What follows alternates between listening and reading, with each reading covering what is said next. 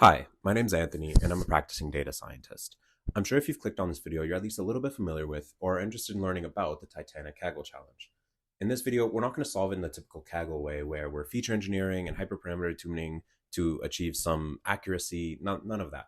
What we're going to do is we're going to take this challenge into a makeshift on-the-job production style environment where we're going to simulate receiving new data at regular intervals and seeing what happens as data changes over time. What we're going to do is we're going to simulate new data sets using something called CTGAN, which I'll talk about briefly. I don't really have a good transition. This is my first video, so.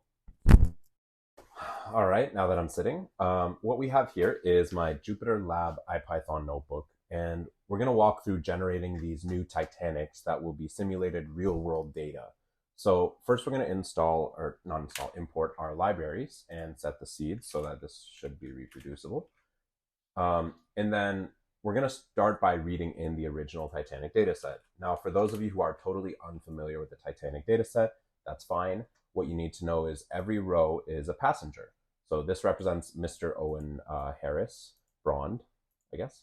And he was a male age 22 who survived on the original Titanic. He was in passenger class 3. We have certain features of these people. We have their passenger class, we have whether or not they survived, we have their age, if there were siblings on board, where they embarked from, etc. We're going to not use most of these because a lot of this is feature engineering. That is, again, not mainly the point of the video. But what we have here is the original Titanic dataset, and the number of people on this dataset, which will be important in a sec, is about 891. So, great. What we're going to do to initialize our CTGAN synthesizer from the library SDV, which stands for Synthetic Data Vault, and CTGAN, it stands for Conditional Table GAN. GAN stands for Generative Adversarial Network. And if you don't know what GANs are, don't worry. That's not the main point of the video. The main point is that it'll provide us some new data. It's simulating real world data is what it's supposed to do for us.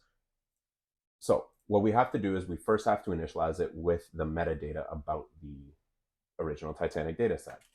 So we're going to let it infer that from the original data. And what we're going to get back is this metadata object here.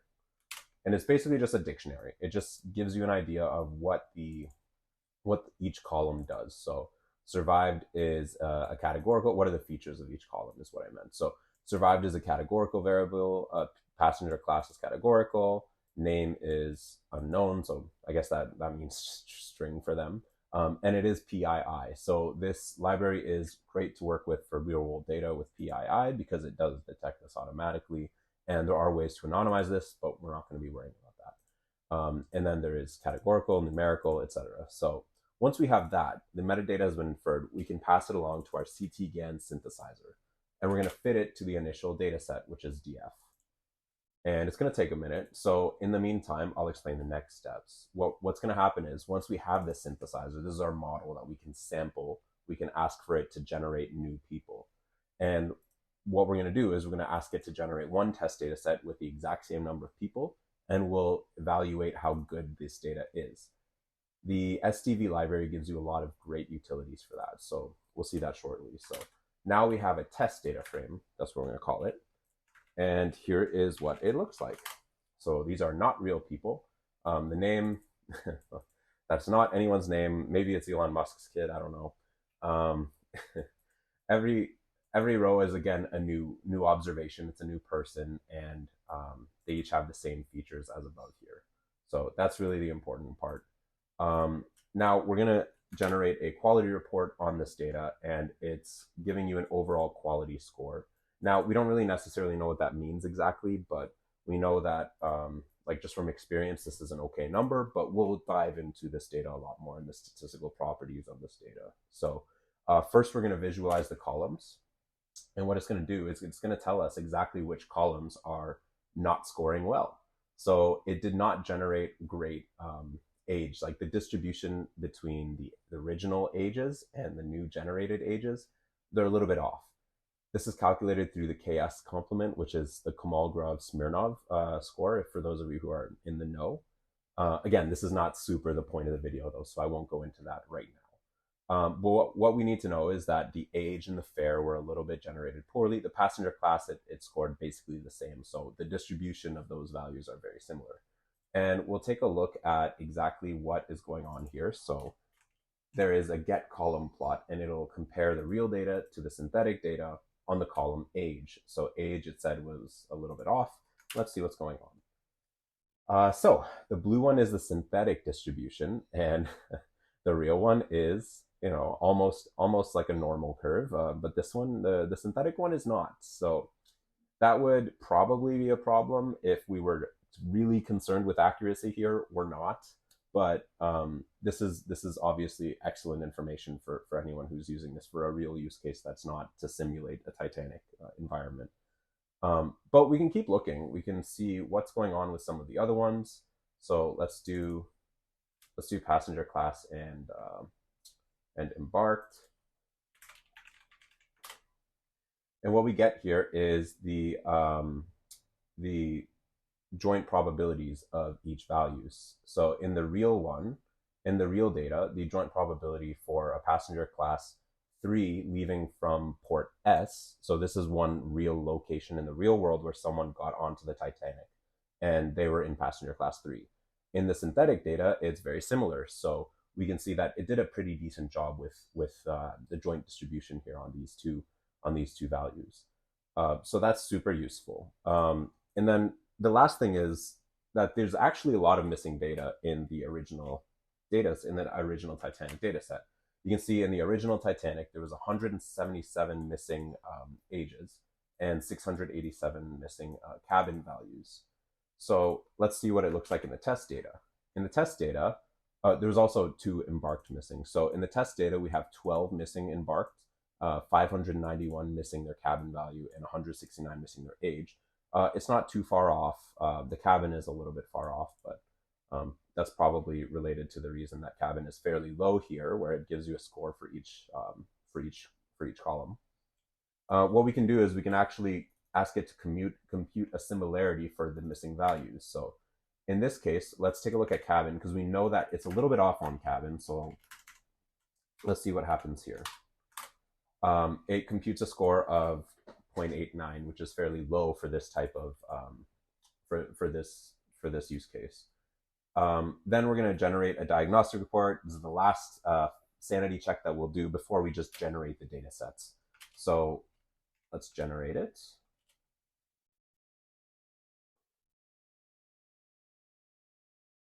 And here we have some diagnostics. So this comes from the SDV metrics library. It's a very, very useful tool. And we can see here that the synthetic data covers a lot of the categories in the real data, a lot of the min-max boundaries. So these are the kind of things that this report looks at. However, it is missing more than 10% of the numerical ranges in the real data. So we can actually take a look. What that means is there is like some people who maybe were a lot older. So maybe the age in the real data went up to like 90, but in the synthetic data that we just generated, it didn't go up to 90. Maybe the oldest person is like 60 or something. So let's take a look. And it turns out age is one of the metrics here that fails. The range coverage is a little bit lower. It nails everything else except that and cabin.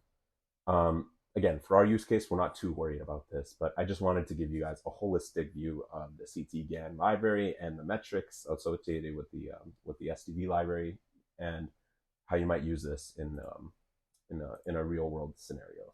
So now we're just going to generate them. We're going to generate our production data sets. And what we're going to do here is we're going to do exactly like this, where we're going to ask it to sample, a certain number of people every time. What I'm going to do is I'm going to vary the number of people as well. But then the main thing that I'm adding here is I'm adding data drift. And what I'm going to do is every time I sample a new data set, I'm going to randomly pick some of the people in that data set and change their value of survive to yes. So what we're going to get here is in the first generated data set, 10% of people will be picked to definitely survive.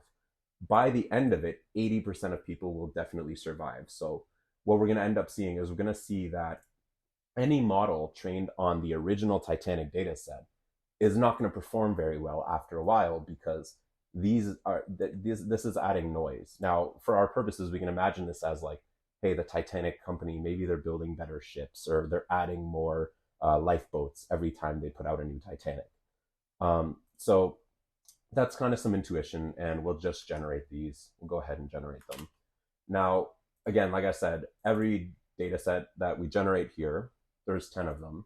They will have different numbers of people aboard. So it's to simulate a real world environment, because it's not always going to be 891 people aboard on the Titanic.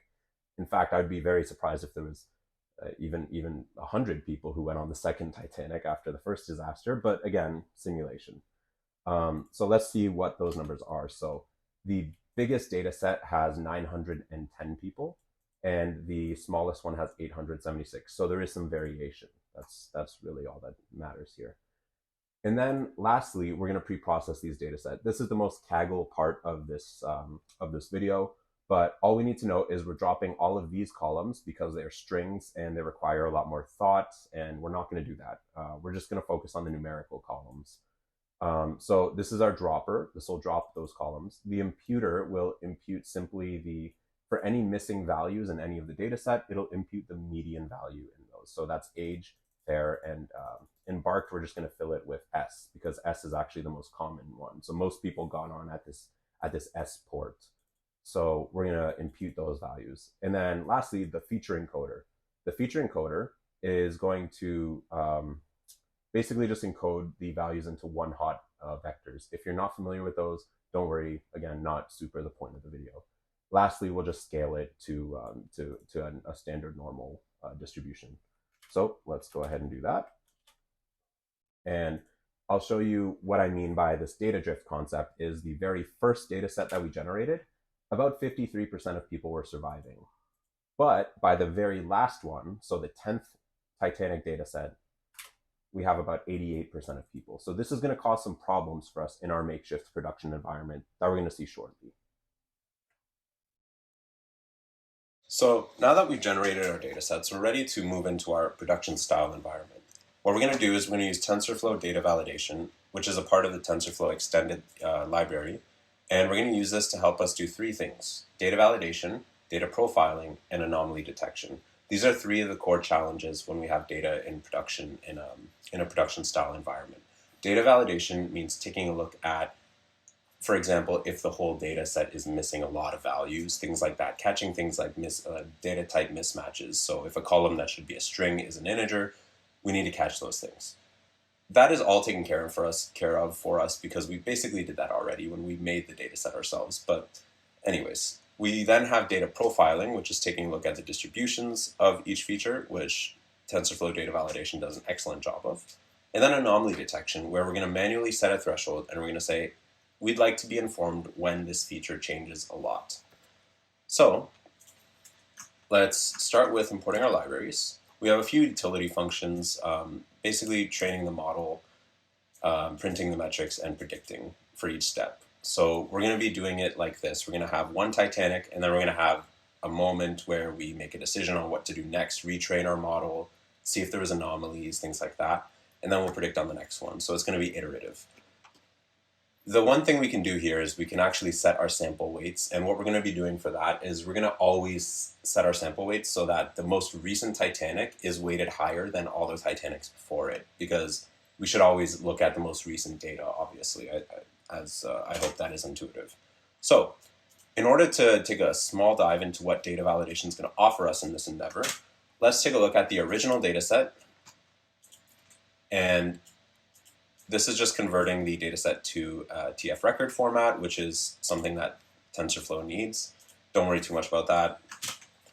And we're going to take a look at the stats and the schema. So there's two things here. One of them is the schema, which gives you a lot of information about, for tasks such as data validation, like making sure that the type is there. Is the presence required? Valency, meaning how many observations there should be that have no missing values. So you could say 5, and that would mean there has to be at least 5 people that are not missing their age on the Titanic. Then you can set their domain, meaning what values you expect. So maybe you don't expect a 300-year-old person. That would stand to reason. Now, we can also take a look at the stats. We've done this before, so I'm not going to dwell on it, but there is the distribution, and the count, the missing, how many zeros there are. A lot of them have very high numbers of zeros because they are categorical. That is to be expected. Now, the one thing I want to keep in mind here is that these numbers don't make sense for ages, right? No one is like 3.89 years old, maybe. But remember that this is after we did the pre-processing. So you might imagine that there was a data pipeline bringing data into some central location, maybe like an S3 bucket, something like that, that you would be pulling from as a data scientist. So there has been transformations done, just keep that in mind. So here's where we're going to take a look at the anomaly detection. So what we're going to do is we're going to look at the Jensen-Shannon divergence threshold. We're going to set a threshold for this divergence value, rather. This divergence is a statistical method that is based on the KL divergence, if you're familiar with that. It compares two different distributions. And this number is going to be our threshold for when we'd like to be informed that, hey, there's something going on with this survived feature. This survived column is vastly different than what we saw in the original Titanic.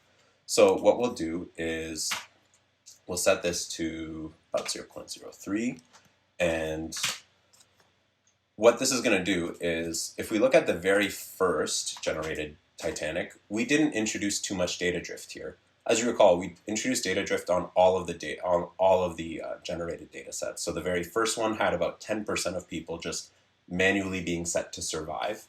Meanwhile, at the 10th, we took 80% of the people and we set them to survive. In this case, there won't be any anomalies found because it won't violate this threshold because nothing has changed too much yet. But when it comes to the very last one, we should expect that there would be anomalies detected here because the very last one, we took 80% of people and we said, hey, you guys are all surviving, basically. We provided them their own unique lifeboat, perhaps. So lo and behold, we do see that there is an anomaly here, and it explains that there is a huge divergence between what we expect. So the threshold was 0.03. The divergence score was approximately 0.19. So it blew past our threshold. So this is what would allow us to be informed of this data drift while we're working our day-to-day job as a data scientist. So we're going to move into the program now. And the program is basically just a while loop, and it's a command line interface, and it'll be fairly straightforward. The one thing I want to explain here is that we are going to assume that the Titanic dataset has already been solved. So we have a model that has already been trained on the original Titanic data, and it performs really well. The reason we're going to start out with that kind of understanding is that I really want you to put yourself in the shoes of a really eager student data scientist who has spent hours and hours feature engineering, hyperparameter tuning, all that good stuff in the attempt to get a really, really high accuracy in F1 score. This is the number one thing that I think that a lot of students need to learn more about and gain more perspective on, is that that's really great, but when data changes over time, we're going to need to adapt to that as well, and that is a challenge that I think a lot of people haven't really seen. So that was what we're going for here. So let's start with our very first model. So we trained a model with great hyperparameters, and look at that. On the very first Titanic, the original OG Kaggle dataset, we have about 94.5% accuracy and an F1 score of 92.6. Amazing, right? Our model is doing a really great job. Now, here's where it fails, is on the next Titanic. Imagine you're the overeager data science student who's very proud of their model, goes to their manager and says, I'm going to use our model in production. Let's see what happens on the next Titanic. Oh, my model is now slightly better than a coin flip at predicting who's going to survive. See, that's where the machine learning and production aspect of this comes in. We need to see exactly what's going on here, and we can see that we're predicting way less surviving than actually did survive. That's because we introduced this data drift ourselves, where we took a bunch of people and we said, you guys are surviving now. So there is a lot of data drift. One thing I want to express here too is that we didn't pick this in any kind of logical way. We just picked 10% of people randomly and assigned them to survive. And that is going to be important because that will impact model performance. There's no meaningful reason that the people that we picked to survive did survive. There's no meaning. It's not because they were older. It's not because they were a female or male. It's not because they had a child with them. Nothing like that. So let's take a look and see if we have any anomalies in the last data set. So in the last data set, it did not find an anomaly. So it hasn't triggered our threshold yet that we set. And this is the data visualization, the data profile of the last data set. There was 879 people, and the oldest was about 5.23 years old, but scaled to not, a Gaussian distribution. And we can see that it did seem to skew a little bit younger. Like the tail over here is a lot shorter than the tail over here. So that is something of interest. These would all be things of much more interest if you were actually performing the modeling. But again, we're just calling train. We're basically just calling model.fit in this case. Let's take a look at the next data set. So the upcoming data set, the upcoming Titanic, let's say we've sold 889 tickets. Hooray for us, even though it's a totally doomed mission. In this one, it also seems to skew a little bit younger. I think that is the general distribution of the original data set. Let's see if there's anything of note here. Nothing really to talk about right now. So let's go ahead and retrain on all the data we have now. So we have two data sets that we're going to train on. And we're going to now predict on the third data set. So this is the second generated Titanic. Let's see how we're doing. A little better than last time. So the accuracy is still bad, but the F1 score has vastly improved. Now the count that actually survived is only about 50 or 60 higher than we predicted. Now last time it was like 200 higher. So the model is learning that at least more people are surviving. It's not learning any meaningful mapping from the features to who is surviving, but it's got something. So let's take a look and see if we've triggered our anomaly yet. No anomalies found yet. So we will carry on. Oops. We'll carry on our data science journey. We'll predict on the next one. How did we do? We did rather poorly. Let's see if we've triggered our anomaly yet. We have. Okay, so this is where if you were on the job, you would say, I have statistical evidence that the survived column has changed. Something is going on. More people are surviving on our ships. That it sounds like I'm phrasing that as a bad thing, but we do want more people surviving. So good, but also bad as a data scientist because we don't know why necessarily. It's just data drift. These things happen. So what we might do here is we might retrain on all the data. So now we have 4 data sets to train on, the original and three of the generated ones. Let's train on all of them, move on to the next one, see what we got. And okay, it is getting the right predictions on who is surviving, but it's still pretty wrong. And again, this is just a problem of too many people are surviving for no reason at all. Like random people are surviving and there's not a real reason. Like it's not because they're older, not because any of their features, not because they're richer. So what we're going to do is we're going to jump ahead to the end. So we're going to train, predict. Actually, what we'll do is we'll just predict on all of them up until here. We'll train, predict, into metrics. And wow, we have gotten up to an accuracy of 83 and an F1 score of 9.906.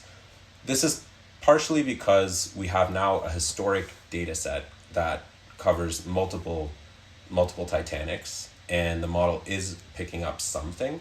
However, it's still lower than what we had on the initial data set because the initial data set did have meaningful features mapped to who survived. In the original data set, the richer people, the people who I think had children, things like that, those people survived more often.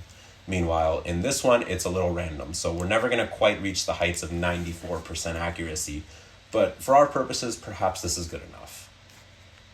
That's going to do it for this video. Thank you so much for sticking around all the way to the end. If you did, I really appreciate it. And I'd love it if you guys could let me know what other topics you'd like me to cover. If there's anything in this video you'd like me to go into further depth into, I'd be happy to do so. Thank you so much and happy holidays.